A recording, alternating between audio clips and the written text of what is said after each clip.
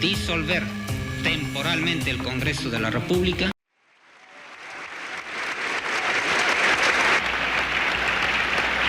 El mismo día de su cumpleaños, Alberto Fujimori asumió el mando del país el 28 de julio de 1990. Eran tiempos convulsionados. El terrorismo y la hiperinflación agobiaban a la población. Menos de un mes después de asumir la administración, el nuevo gobernante adopta el plan de gobierno del vencido en la segunda vuelta, el escritor Mario Vargas Llosa, e inicia un duro ajuste económico. Todos ustedes perciben este caos. El 8 de agosto de 1990, el presidente del Consejo de Ministros, Juan Carlos Hurtado Miller, en un mensaje a la nación, anuncia el drástico paquete de medidas conocido como el Fujichok. No había otra salida. Reinventar nuestra historia, rescatar nuestra tradición, reconocer nuestros errores y proyectar orgullosos nuestra presencia en el mundo. Que Dios nos ayude. En el marco de la lucha antiterrorista, un hecho sangriento conmueve a la opinión pública. Es noviembre de 1991. Un grupo de agentes de inteligencia del ejército, que luego serían conocidos como el Grupo Colina, asesinan a 15 personas, entre ellas un niño de 8 años, convencidos de que eran senderistas. El caso de la masacre de Barrios Altos conmocionó al país.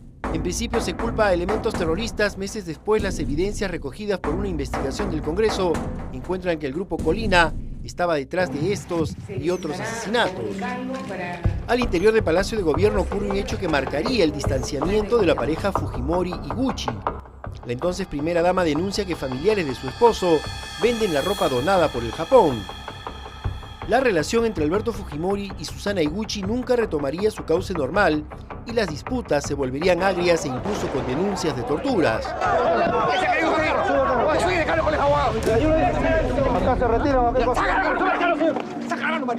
Uno de los hechos más importantes en la historia política del país y de la vida de Alberto Fujimori es el denominado autogolpe del 5 de abril de 1992.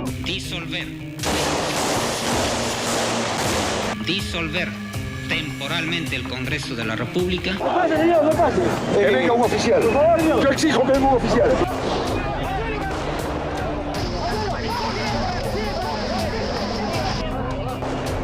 Se cierra el Congreso y ese mismo día soldados armados intervienen en los principales medios de comunicación. Se instaura un gobierno de emergencia y de reconstrucción nacional.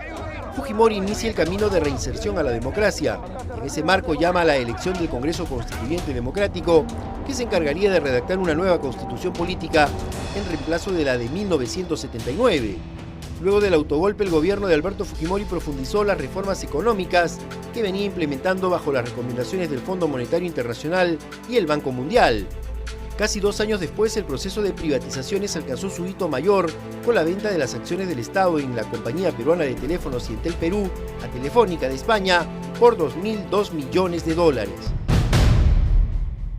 En esos meses se produce el secuestro y posterior asesinato de 8 estudiantes y un profesor de la Universidad Enrique Guzmán y Valle La Cantuta, perpetrado por el denominado Grupo Colina, perteneciente al Servicio de Inteligencia del Ejército y supervisado por el asesor Vladimiro Montesinos. Por entonces, grupos de derechos humanos denunciaban al gobierno de Fujimori en foros nacionales e internacionales de tener una política sistemática de violación a los derechos fundamentales.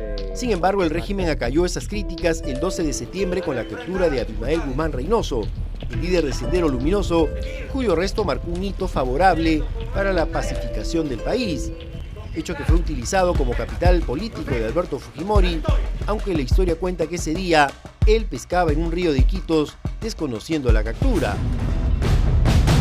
La alianza de Alberto Fujimori con Vladimiro Montesinos, convertido en el asesor más importante del mandatario, es motivo de controversia. Posteriormente se descubriría que Fujimori y su asesor habían montado una maquinaria para mantenerse en el poder y obtener dinero del Estado.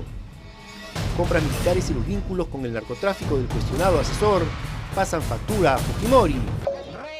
Sin embargo, pese a estos contratiempos, el fujimorismo parece invencible en las urnas. En 1993, logra mediante referéndum aprobar la nueva constitución. 2 años después, Alberto Fujimori obtiene un segundo mandato al imponerse al ex secretario general de las Naciones Unidas, Javier Pérez de Cuéllar, en primera vuelta. La diferencia es de 3 millones de votos a favor del ingeniero.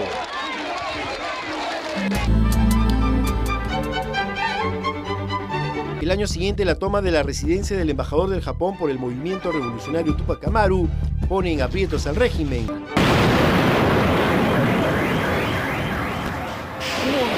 Están armados, tenían fierro largo.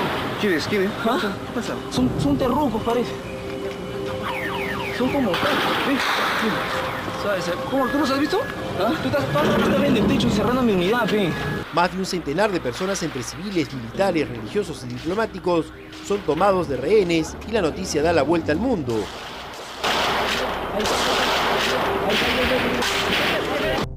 Sin embargo, tras 4 meses de incertidumbre, el exitoso rescate por parte de los comandos Chavín de Huántar dan oxígeno al fujimorismo.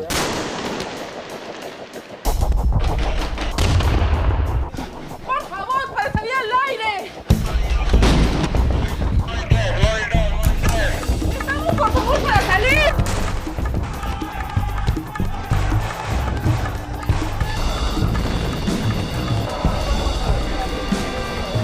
El intento de ir a una tercera reelección y la destitución de los magistrados del Tribunal Constitucional que pretendían impedirlo fue el inicio de la caída del régimen fujimorista.